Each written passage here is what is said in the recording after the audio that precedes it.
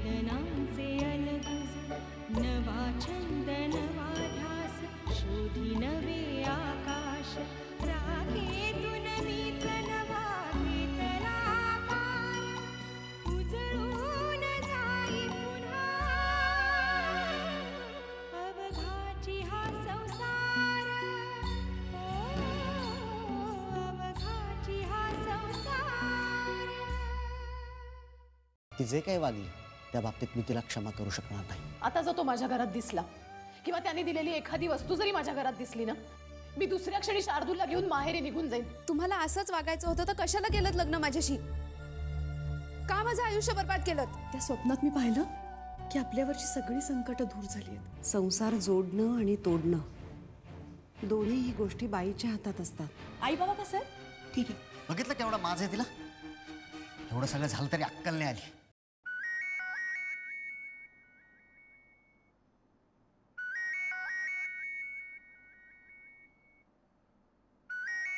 आता कशाला फोन करते ही? बोल. हॅलो शार्दूल, नेहा बोलते. आता कशाला फोन केलास? कुठे आहेस तू? तुझा काय संबंध हे विचारण्याचा? शार्दूल, तू घरी का येत नाहीस? घरी? तूच हकलून दिलंस ना मला त्या घरातून, आणि आता तूच विचारतेस हे? हां, एक मिनिट. मी तुला घराबाहेर जा नव्हतं म्हटलं. आम्ही फक्त प्रियांकाला घराबाहेर काढलंय. तुम्ही कोण आहात त्या घरातून प्रियांकाला बाहेर काढणारे? ते घर माझ्या बाबांचं आहे, त्यावर माझा अधिकार आहे. आणि तुम्ही माझ्या पुढ्यातच माझ्या मैत्रिणीला माझ्याच घरातून बाहेर काढताय. हां, लाज नाही वाटत तुम्हाला? ठीक आहे, हरकत नाही. ती जर का त्या घरात येऊ शकत नसेल ना, तर मी सुद्धा त्या घरात राहणार नाही. राहा एकटेच त्या घरात. बघूया किती दिवस त्या घरात एकटी टिकतेस ते. हे बघ शार्दूल, तू उगाच काहीतरी गैरसमज करून घेतोय, आणि ती प्रियांका उगाच तुझ्या डोक्यात काहीतरी भरवत असते. Just shut up, okay? तिच्याबद्दल बोलण्याचा तुला काही एक अधिकार नाहीये. माझी बायको म्हणवतेस ना स्वतःला? अशी असते बायको? स्वतःच्या नवऱ्याला बाहेर काढणारी ही अशी असते बायको? शार्दूल, तुझ्यापेक्षा ना ती प्रियांका बरी. प्रत्येक परिस्थितीत माझ्या बरोबर असते, माझी साथ सोडत नाही ती. नेहा, तुझ्यासारखी पातळयंत्री स्त्री मी माझ्या आयुष्यात कधीही पाहिली नाही. शार्दूल, एक मिनिट प्लीज, माझं जरा ऐकून घे. नाही मला बोलायचं काही तुझ्याशी, आणि नाही काहीच सांगायचंय तुला. आता जे काय सांगायचं ऐकायचं असेल ना, ते आता आपण कोर्टातच बोलूया. शार्दूल,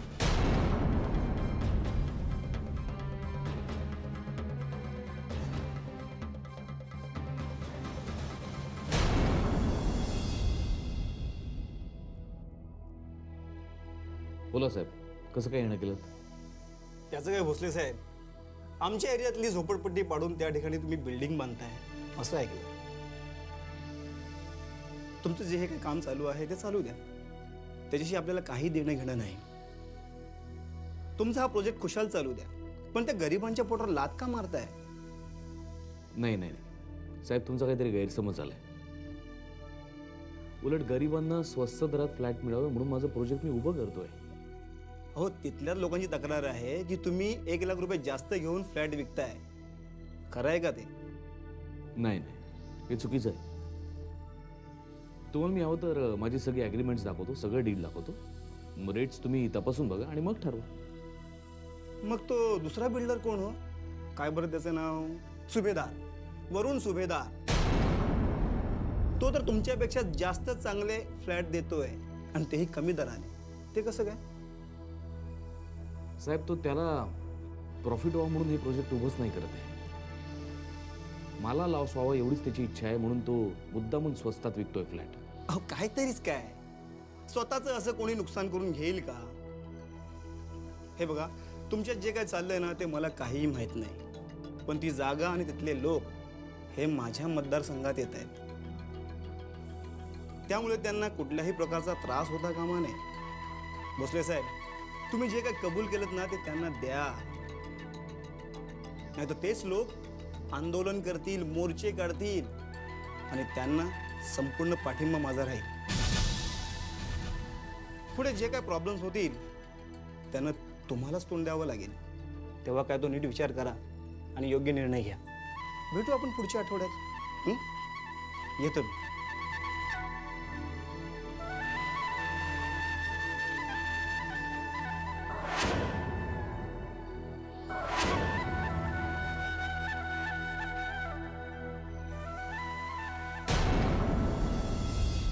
काय?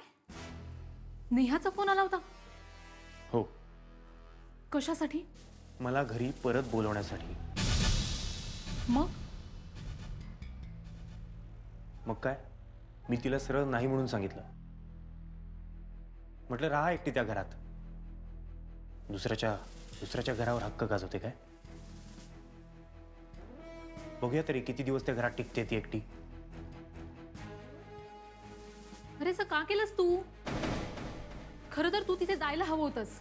डोकं ठिकाणावर आहे का तुझं? तू काय बोलतेस तुला तरी कळतंय का तुझं?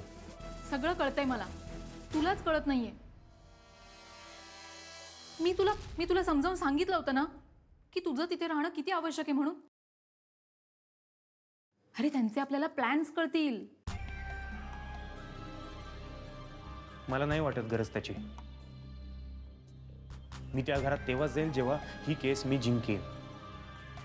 ती इस्टेट आणि ते घर माझ्या मालकीचं होईल. मी मालक होईन त्याचा. त्याच वेळेला त्या क्षणी मी त्या घरी जाईल. मूर्ख आहेस तू, विंडो केस. अरे आपण ही केस जिंकायला हवी म्हणून तुला मी तिथे जायला सांगते. तू स्वतःच्याच मनाप्रमाणे का वागतोयस? माझं का काही ऐकत नाहीयेस? म्हणजे तुला काय म्हणायचंय प्रियंका? मी तुझं ऐकत नाही असं म्हणायचं तुला? जेव्हापासून माझी स्मृती परत आली ना तेव्हापासून मी तुझंच ऐकत आलोय. नाही ऐकलं? सांग कुठली गोष्ट नाही ऐकली? तुझंच ऐकतो ना मी आतापर्यंत सगळं.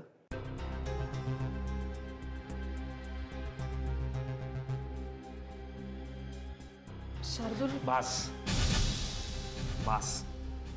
मी तुला म्हटलं ना केस जिंकल्यावरच मी त्या घरात पाऊल ठेवेन, तोपर्यंत नाही. And this is my final decision. Understand?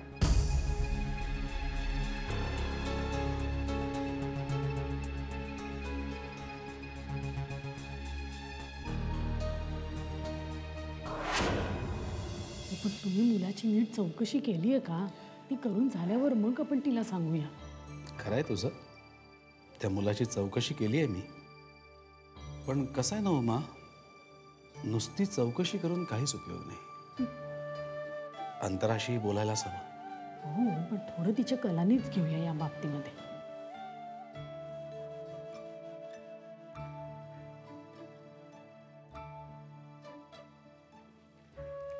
बाबा, मी जरा लायब्ररीत जाऊन येते. मला ही पुस्तकं परत करायची आहेत. अंतरा, तू थोड्या वेळाने लायब्ररीत गेलीस तर नाही का चालणार? म्हणजे मला थोडंसं बोलायचं आहे तुझ्याशी. बोला ना बाबा, काय झालं? कसं आहे बेटा, मी आणि उमा आता तुझ्याविषयीच बोलत होतो. म्हणजे तुझ्या लग्नाविषयी. काय ठरवलंयस तू? खरं तर मी सध्या लग्नाचा विचारच केलेला नाहीये. मला खूप शिकायचंय बाबा, कलेक्टर व्हायचंय. आणि त्यासाठीच मी स्वतःला अभ्यासात गुंतवून घेतलंय. अगं हो अंतरा,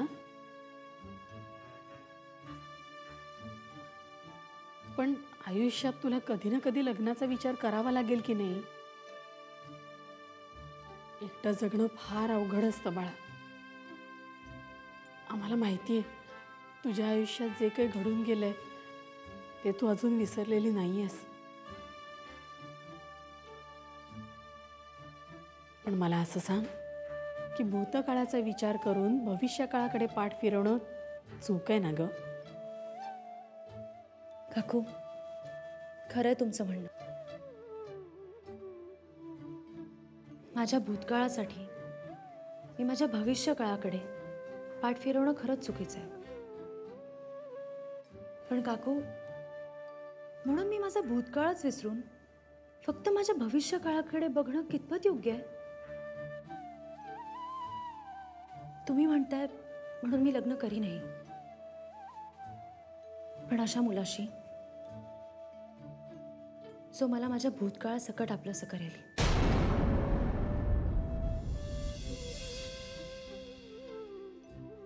त्याच्यापासून काहीही न लपवता मी त्याच्याशी लग्न करीन. असा कोणी मुलगा सापडला तर सांगा मला, मग बघू पुढे काय करायचं ते. सध्या तरी मला माझा अभ्यास खूप महत्त्वाचा आहे. कलेक्टर होण्याचं स्वप्न आहे माझं, आणि तेच भविष्य आहे, आणि मी हे स्वप्न पूर्ण करणार.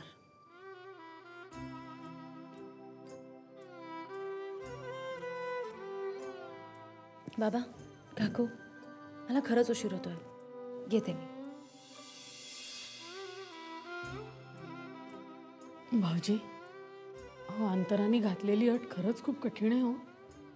म्हणजे हिचा भूतकाळ समजल्यावर कोण मुलगा हिच्याशी लग्न करेल? उमा, या जगात चांगल्या समजूतदार मुलांची कमी नाही आहे.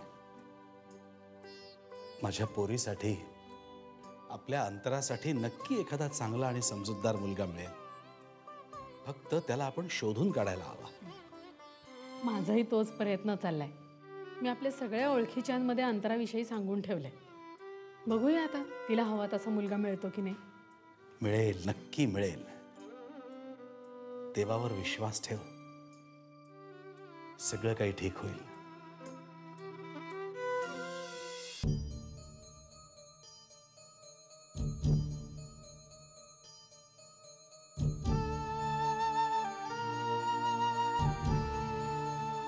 बाबा, याचा ताप वाढतच चाललाय हो.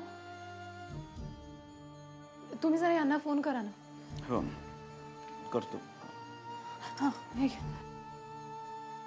मी फोन करतो. तू एक काम कर, त्याच्या कपाळावरती थंड पाण्याच्या घड्या ठेव, म्हणजे ताप वाढणार नाही.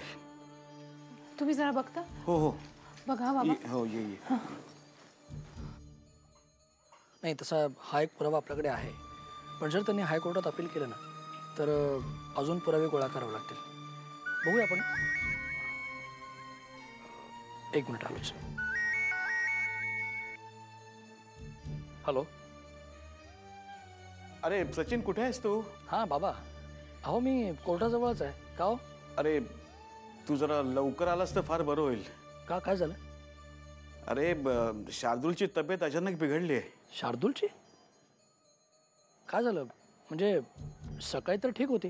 अरे माहीत नाही रे, अचानक ताप येतोय आणि मला वाटतं त्याला डॉक्टरकडेच घेऊन जायला हवं. तुम्ही काळजी करू नका, मी ताबडतोब घरी येतो, मग त्याला आपण डॉक्टरांकडे नेऊ. हो हो हो, लवकर ये. बाबा, एक मिनिट. हां सचिन, एक मिनिट. संयोगिता बोलते, बोल.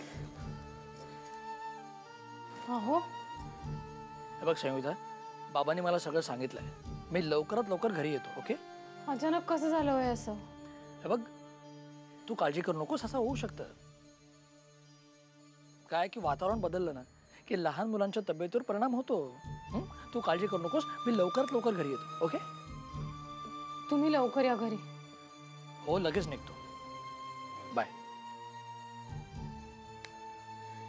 येतात.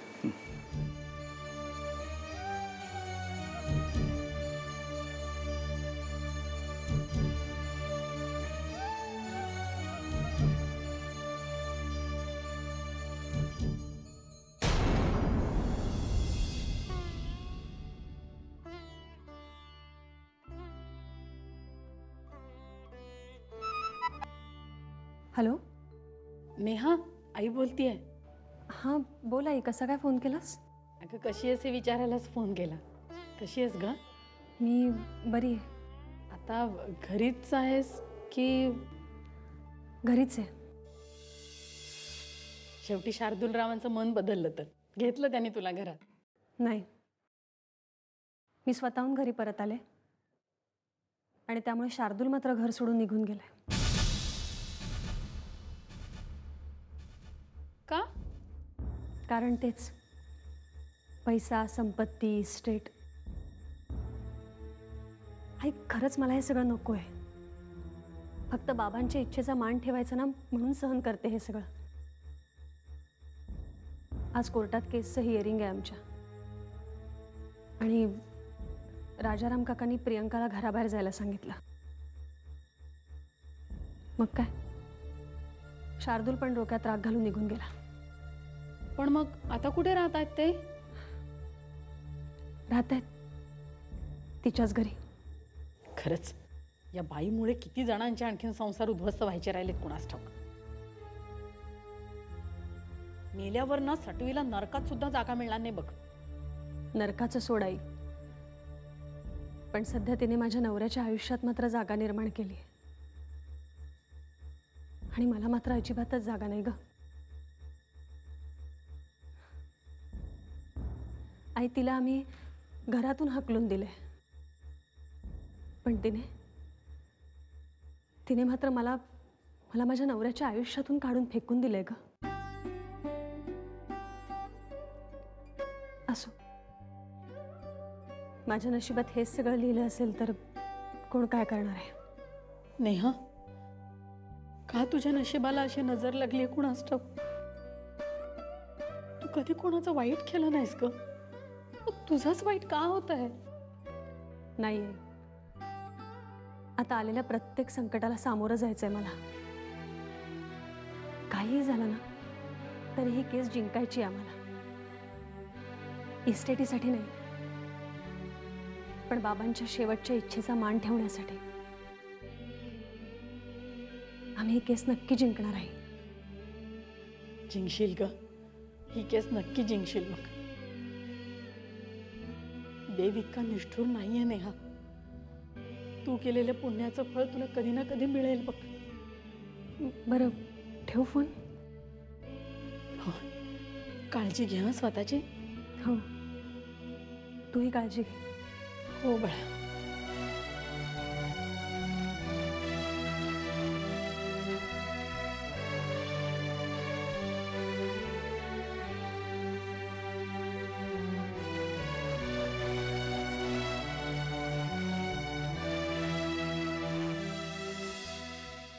शार्दूल, तू ॲडव्होकेट प्रधानांना फोन करून विचारलंस का की केसची तयारी कुठपर्यंत आली आहे ती? अगं वकील आहेत ते, त्यांनी केसची तयारी केलीच असेल ना. आपण त्यांना उगाचच फोन करून कशाला त्रास द्यायचा? तसं नाही, तू आधी त्यांना फोन कर आणि विचार केसची तयारी कुठपर्यंत आली आहे ती. अगं पण तू फोन कर. बर.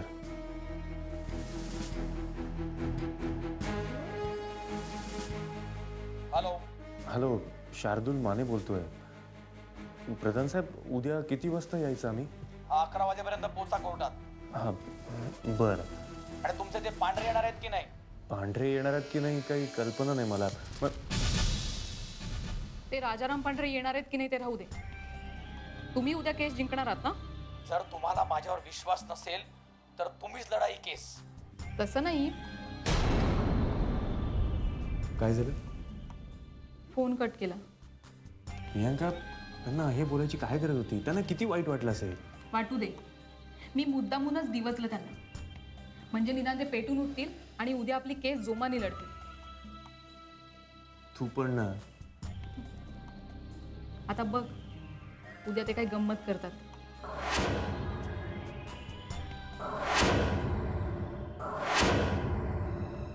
हां हो, तसं काही असलं तर मी कळवतो. सर बरं चल, मी नंतर बोलतो. Okay bye. बोला सावंत. सर, आपल्या खबऱ्याने आज गुड न्यूज दिली. कसली न्यूज? सर, राजाराम पांढऱ्यांच्या हल्ल्यामध्ये आपल्याला ज्या माणसावर संशय आहे तो माणूस आज नागपूरमध्ये येतोय. म्हणजे जो फरार होता तो? येस सर, तो आज उर्वशी बारमध्ये येणार आहे. खबर पक्की आहे? 100%. ठीक आहे, मग तयारीला लागा. आणि तो तिथं आला की त्याला उचला, पण कुठलीही गडबड होता कामा नये. तो जर पकडला गेला तर ही केस सॉल्व्ह झाली म्हणूनच समजा. चला तयारीला लागा. Okay sir.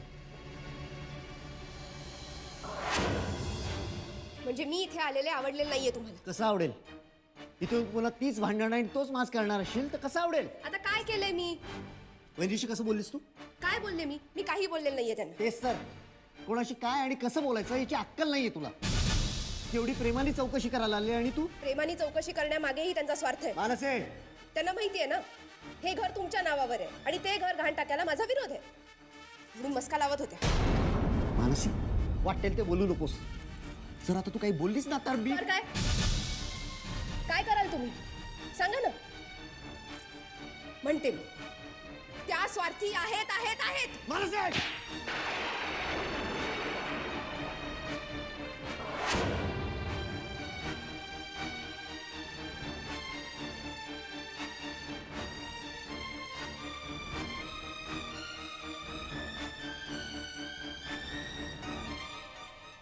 तुम्ही मारलत मला. आजवर माझ्या बाबांनी कधी माझ्यावर हात उचलला नाही आणि तुम्ही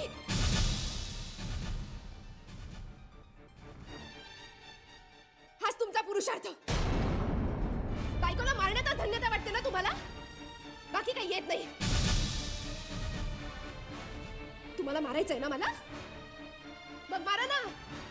ओरडू नकोस. थांबलात का? मानसी, ओरडू नकोस. मारा ना. मानसी, ओरडू नकोस. मारायचंय ना मला, मारा ना मला. मानसी!